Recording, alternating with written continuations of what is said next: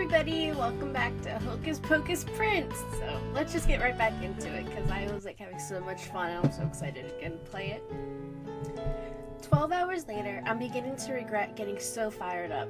Pulling an all-nighter has left my body weak and shaky. Now I can barely keep my eyes open, much less lug my stuff to the school gym for the club fair. I underestimated how heavy all these props and food are.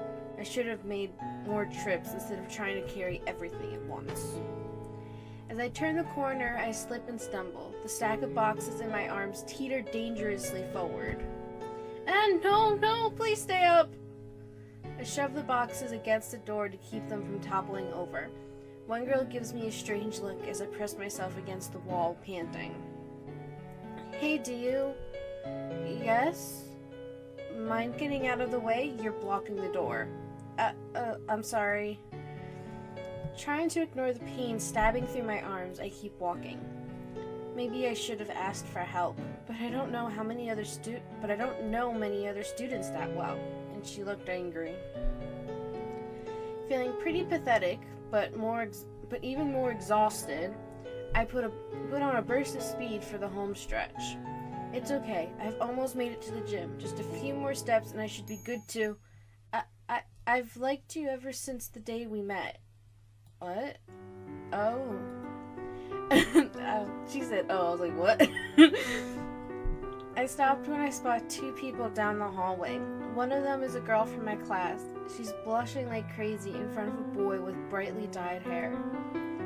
It's like a scene from an old-fashioned romance novel, or shoujo manga. The last scene I'd want to barge into with all my big, badly balanced boxes. This hallway is the fastest path to the gym, but it'd be awkward to interrupt them now. Not sure what else to do, I back up around the corner and set my boxes down. As much as I dislike the idea of sticking around, I like the idea of lugging my stuff back even less. I'll just wait for them to finish. It can't take that long, right? It all started when we were both late for the first day of school. We crashed into each other in the hall and I broke your... 10 minutes later, and after I saw you score the winning goal in that soccer tournament, I promised I would always cheer for... maybe I should prepare my costume while I'm waiting. Now, where did I put my demon summoning staff and hooded cape? 20 minutes later, oh my god, this girl can talk! And it turned out that the cherry blossom tree from my childhood was really the place where we first. Oh, here's my old zombie mask too. I thought I made it for Halloween, though I made it for Halloween 7 years ago. It might not fit anymore. Let's just try it on for size. Half an hour later, oh my god! And that's why it's our destiny to be together, no matter what. This mask is still pretty comfortable. Maybe I should wear it after. Oh, it got quiet all of a sudden. Did they leave? Just as I'm about to peek around the corner, the boy speaks up. Wow, I don't know what to say, but I'm really happy that you care about me so much. Thank you for being honest about your feelings. Well, I'm stuttering over what I'm actually saying. Then does that mean that you accept them? Well, to be honest, I don't think it's a good idea. He turned her down? Oh no. Feeling guilty for overhearing something so sensitive, I start packing up my boxes. Maybe I should take another route to the gym after all. But why? I guess I'm not a very romantic guy because I don't believe in destiny or strings of fate or love at first sight. So even when you say those things, all I think is that we haven't really talked before. But I was admiring you from afar. I think you know a lot about me, but I still don't know much about you. And that's not very fair to either of us. I'm really sorry. Oh, she's crying now. Hey, come here, it'll be alright. 'Cause what I know so far is that you're pretty brave. Is that you're a brave, honest person. And I think people like that are pretty cool. Sniffle. Oh, she's sniffling now. I also think you look better when you're smiling. Really? Really. So please don't cry anymore. Oh, he's smooth. Sorry. I'm kind of a big dork when I don't know what to. He breaks off as the girl throws her arms around him and starts sobbing into his shirt. For the next few minutes, he gently pats her on the head and murmurs encouraging words into her ears. My chest grows tight in sympathy. Even though I've never made a love confession before, I know what it's like to be rejected. After the girl calms down, she gives the boy a genuinely grateful smile. Thanks, Vincent. You really are the nicest guy in the whole school.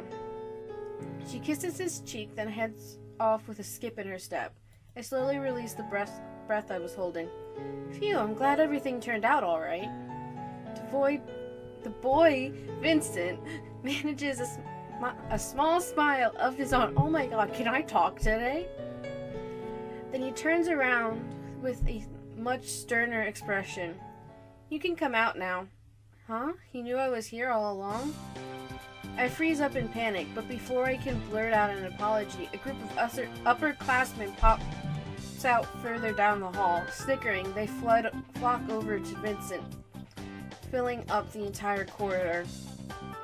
Kaya, look, it's Vincent Ashford, the nicest, cutest, most popularist guy in the entire school. Oh my gosh, Vinny, please marry me now! Seriously, dude, what is this? Your fourth declaration of undying love this term? And school only started last week. Sniff, I thought the story about the cherry blossom tree was actually really touching. Didn't I tell you guys to stop eavesdropping on me? Don't you remember what happened the last time you got caught? Hey, how are we supposed to know that one chick was in the karate club? My bruises still haven't faded. Besides, we weren't eavesdropping this time, at least not intentionally.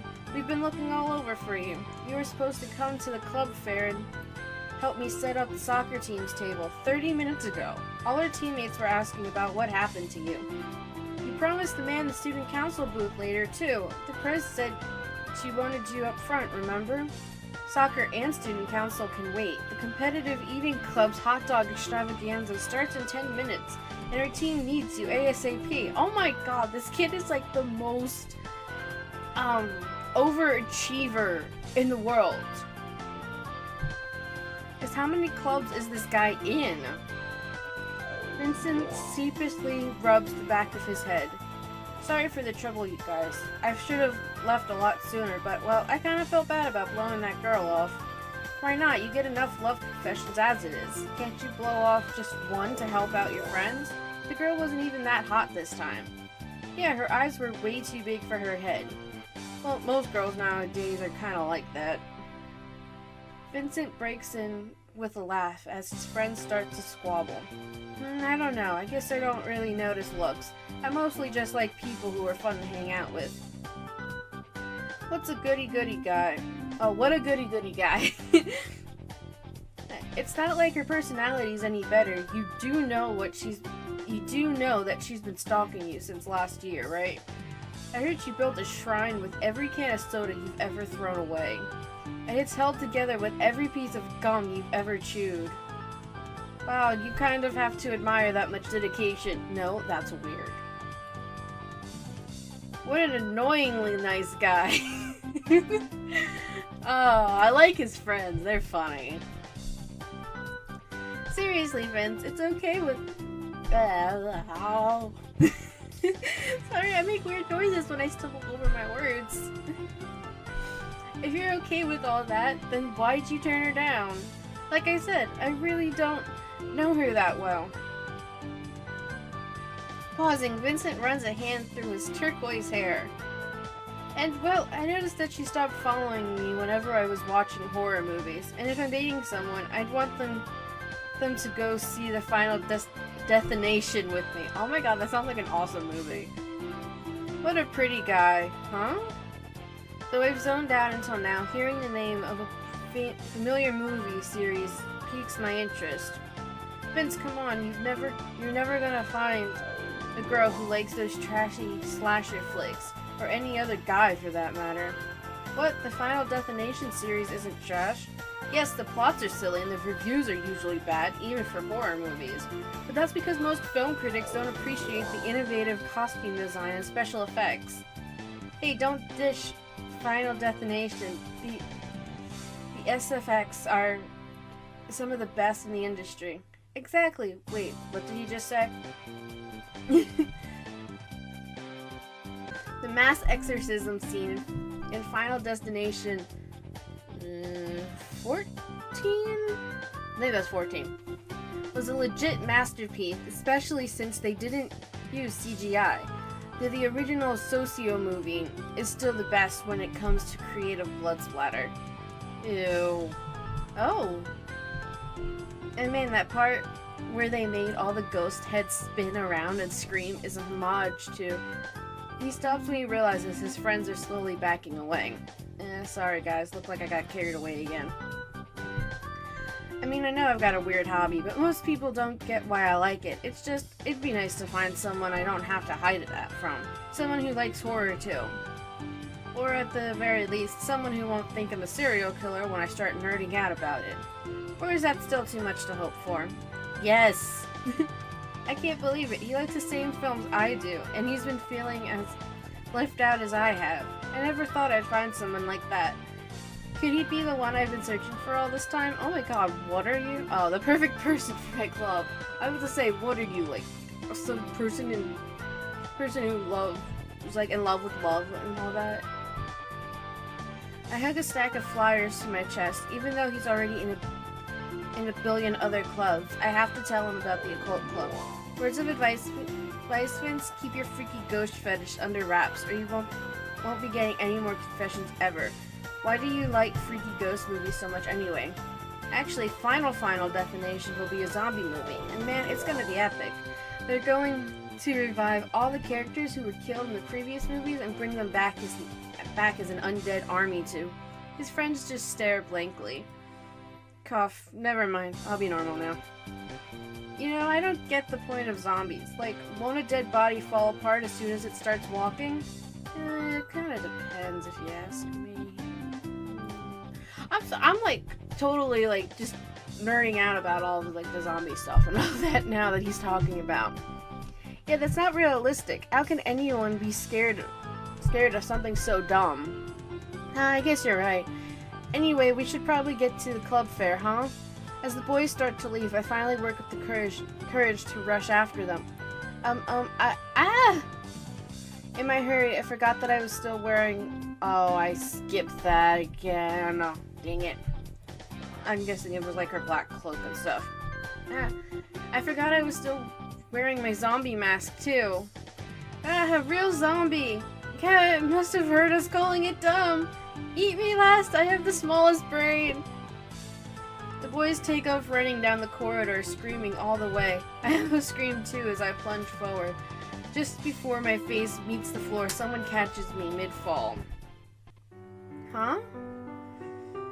Are you okay? My heart skips a beat when I see Vincent Asher gazing down at me. For a second, all I can think about is what a bright, clear shade of purple his eyes are, and how close his face is to mine. As Vincent keeps looking at me, my cheeks grow hot behind my mask. Though I want to move away, my body seems frozen in place. That was a close call. You're not hurt, are you? I shake my head. The only thing I've hurt is my self-dignity.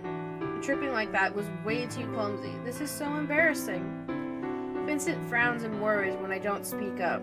Maybe he's mistaken my embarrassment for a sign of pain or distress. Can you stand up on your own? If you want, I can walk you to the nurse's office. I quickly shake my head again. Even though we're just strangers, he really seems concerned about me.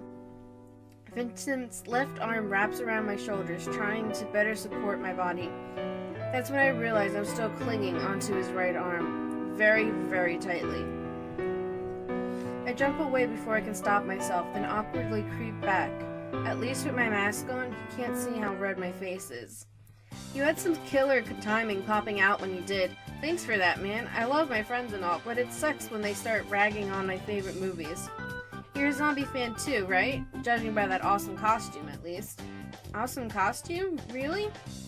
I point hesitantly at my homemade mask. I point hesitantly at my homemade masks and robe. Vincent's smile grows into an all-out grin. The undead necromancer from The Stalking Dead, Season 2. Am I right? He knows which TV show I base my costume on? A warm bit of happiness wells up in my heart. It's all I can do to nod in gratitude.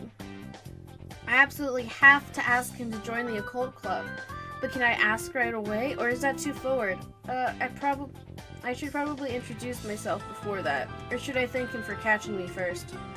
I've never been any good with words, especially when talking to strangers. There's a long silence as I struggle with what to say. Vincent, however, just flashes me a thumbs up sign. Oh right, zombies can't talk. Kudos for being so committed to your role. At a loss for what else to do, I nod along. Maybe it's best if I let him do the talking. So where have you been all my life, zombie bro, and why haven't we met before? You're a new student? I hesitate, then nod again. It's easier than admitting that I was just really bad at socializing last year. Nice to meet you. I'm Vincent Asher. I'm a third year, even though I probably don't look or act like my age. Feel free to ask me anything about classes, cafeteria food, or the meaning of life. He lowers his voice to a playful whisper. It's 42, and I recommend the pizza. Oh my god! I don't know why I just freak out about that. Oh, and also let me know if you need any help choosing a club. We've got a lot of awesome ones at this school. Before I lose my nerve, I shove my club flyers at him. Vincent blinks in surprise, then reads the printouts. Do you like horror and the paranormal? Do you dare to be scared? Join the occult club today. Does that mean you've already joined the occult club? I nod, then point empathically at the line that says join the occult club today. Do you want me to join the occult club too? I nod again, looking torn. Vincent scratches the back of his head. It does sound pretty fun. If your meetings aren't at the same time as soccer practice or student council meetings or whatever, maybe I could stop by. I nod so hard that my mask almost falls off. Honestly, he could have asked for my firstborn child, and I'd probably still agree. Actually, there's still one problem. But why? It's dumb though. You don't want to know. But of course I do. You can't just leave me hanging. I'm already dressed as a monster, so— oh my god, what did I do? Oh, I did that. Well, I am running out of time, so I guess that wasn't such a bad thing. Let me just save it.